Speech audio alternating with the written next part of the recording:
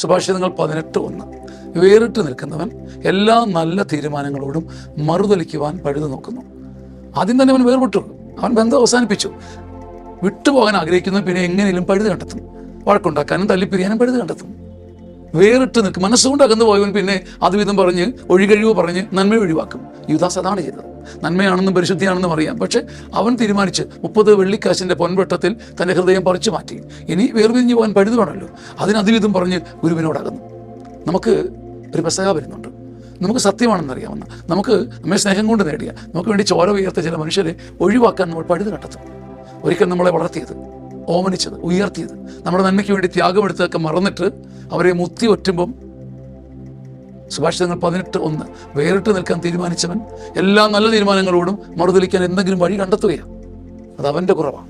യുദാസേ, നീ ജനിക്കാതിരുന്നെങ്കിൽ എത്ര നല്ലതായിരുന്നു. ഒരുപാട് പിഴവുകളുണ്ടായിട്ടും വേറിട്ട് നിന്ന് തന്നെ ഒരു വേർതിരിവില്ലാതെ കഴുകി വിശുദ്ധീകരിക്കുന്നവനായിശു നിന്നെയും കഴുകും, എന്നെയും കഴുകും.